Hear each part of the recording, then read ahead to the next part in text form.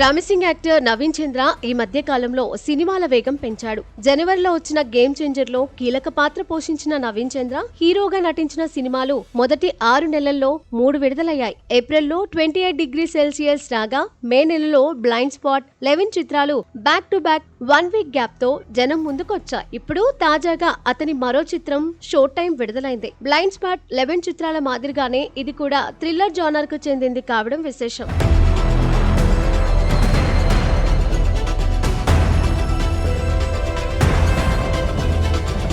సూర్య, శృతిది చక్కని కుటుంబం. హాయిగా జీవితాన్ని సాగిస్తారు. ఓ రోజు రాత్రి బిల్డింగ్ లోని ఫ్యామిలీస్ అంతా కలిసి పార్టీని ఏర్పాటు చేసుకుంటారు. అదే సమయంలో అటు పెట్రోలింగ్ కు వచ్చిన సిఐ లక్ష్మీకాంత్, అతని అసిస్టెంట్ కు సూర్యకు మధ్య వాగ్వివాదం జరుగుతుంది. సివిక్ సెన్స్ లేకుండా మిడ్ నైట్ పార్టీలు జరుపుకోవడంపై సిఐ ఆగ్రహం వ్యక్తం చేస్తాడు. ఆ మర్నాడే సూర్య కూతురు మెడలోని గొలుసును ఒకడు లాక్కుపోతుంటే వీరు ప్రతిఘటిస్తారు. దాంతో అతను ప్రమాదవశాత్తు ప్రాణాలు విడుస్తాడు. అతని శవాన్ని ఎవరికీ కనిపించకుండా ఇంట్లోనే దాచేస్తారు. ఈలోగా రాత్రి జరిగిన రాద్ధాంతంతో పోలీసులు మరోసారి సూర్య ఇంటి తలుపులు తడతారు. అదే సమయంలో సూర్య అత్తమామలు అక్కడికి బయలుదేరతారు. ఈ వ్యవహారాన్ని ఎలా టాకిల్ చేయాలో తెలియక లాయర్ వరదరాజుల సాయం కోరుతాడు సూర్య. అనుకోకుండా చేసిన హత్య నుండి సూర్య బయటపడ్డాడా?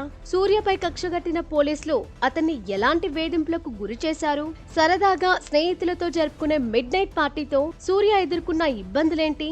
వీటి నుండి అతను ఎలా బయటపడ్డాడు అనేది మిగతా కథ.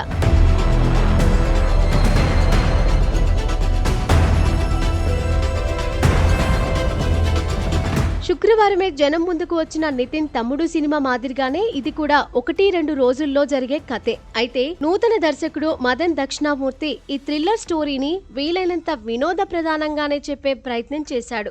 ప్రథమార్థం నిదానంగా సాగడంతో బోర్ కొడుతుంది. అయితే క్లైమాక్స్ దగ్గరకు వచ్చేసరికి ఆ లోటు తీరుతుంది. థియేటర్ నుండి బయటకు వచ్చే ప్రేక్షకులకు ఒక రకమైన సంతృప్తి కలుగుతుంది. మేకింగ్ విషయంలో ఇది టీవీ సీరియల్ ను తలపించింది. ఒక చిన్న పొరపాటు జరిగినా మధ్యతరగతి మనుషులు ఎలా తడబడిపోతారు, భయపడిపోతారు అనే దాన్ని బాగా చూపించారు. శేఖర్ చంద్ర నేపథ్య సంగీతం బాగుంది. నటుడు కూడా అయిన శ్రీనివాస్ గవిరెడ్డి రాసిన మాటలు ఆకట్టుకుంటాయి. నవీన్ చంద్ర, కామాక్షి భాస్కర్ లా సహజమైన నటన ప్రదర్శించారు. ఇక సీనియర్ నటుడు నరేష్ గురించి ప్రత్యేకంగా చెప్పాల్సింది ఏమీ ఉండదు. అలానే రాజా రవీందర్ సైతం సైకో పోలీస్ ఆఫీసర్ పాత్రలో మెప్పించాడు.